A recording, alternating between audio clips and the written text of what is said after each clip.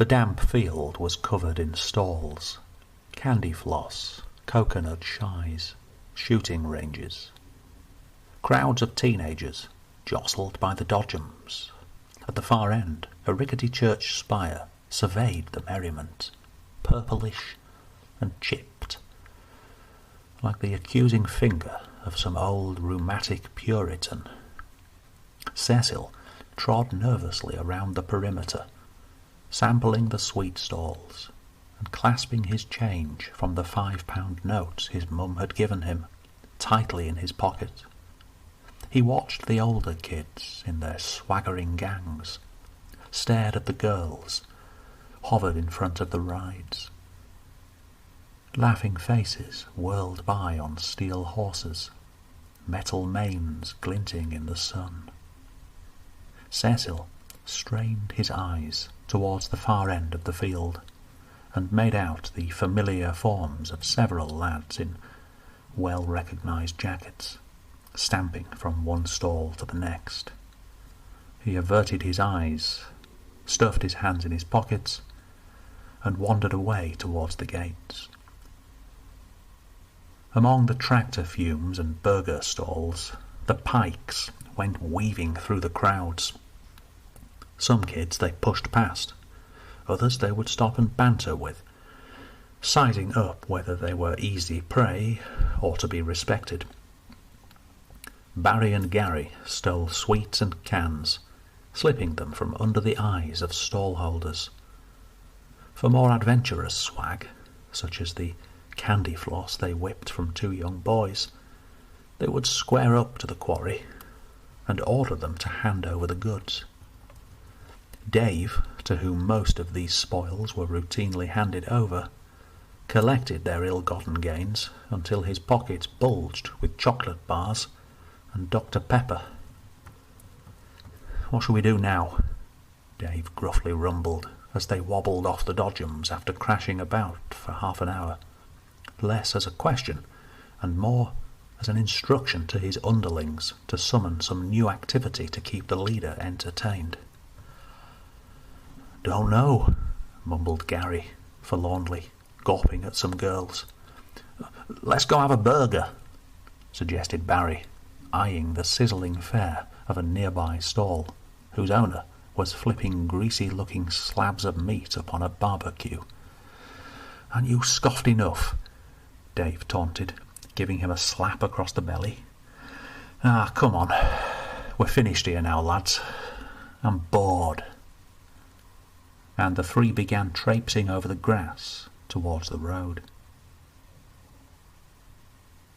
Cecil gazed wide-eyed at the fish, a moving portrait of exoticism. They were only goldfish, he knew that, but their shiny scales swished along like little slices of sunshine, so dazzling and juicy-looking, up and down through the water of the barrel. "Isn't it cruel, keeping them in that?" he asked the wiry old man in charge of the stall. "Is it, heck? They like it," the stall-holder assured him, and as if to prove it, he dangled his fingers in the water, at the sight of which the fish went torpedoing in the opposite direction. "See? They don't want to come out." Cecil didn't think the man had really understood what he had meant. He didn't believe it was right for the fish to be kept in that small circle of water, watching them going back and forth, aimless. He wished to put an end to it. Rustling in his pocket, he pulled out the £5 note that nestled there, which his mum had given him for chips or burgers. "How much?" he asked the man, and when the price was stated, handed over the note. Cecil watched as the man plunged his hand into the barrel. The fish wriggled manically away until he caught one by the edge of its thin, frilly fin, pushing it out of the water with his palm. Before he knew it, Cecil was holding a polythene bag full of water in which his fish bounced from one end to the other like a little frazzle of orange jelly. He headed purposefully towards the turnstiles that represented the exit of the fair. Cecil's walk took him down the back streets, skirting the edge of the children's playground. He carried his bag with 2 fingers tightly gripping the knot, just below which a series of perforations provided air for the fish to breathe. When they got home, he would drop the prisoner into a big bowl of water, maybe even the bathtub, before appealing to his parents to buy a proper tank. For now, safe passage was all he thought of. He shunned the curious glances of passers-by, avoided busy streets, and instead took the longer route through a weave of dingy alleyways sprouting off the main road. Eventually he came to a grassy hill strewn with cans and fags, separating 2 wings of the estate. He took a breather, looking over the many rows of houses like a soldier surveying the camps of 2 rival armies from a hillside post.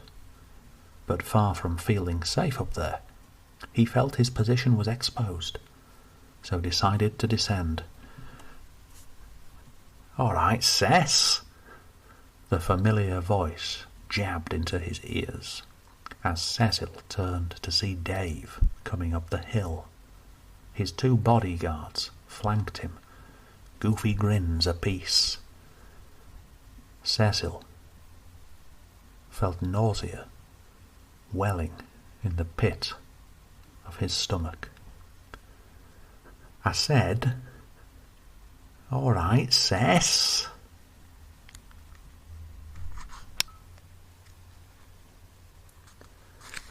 "All right," came the subdued reply. Cecil felt his muscles tighten.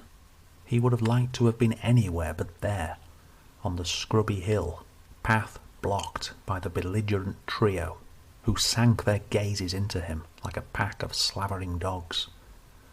"Hey, what's this? What's in the bag?" Cecil swerved back, evading Dave's greedy hand. But it was too late to conceal the contents.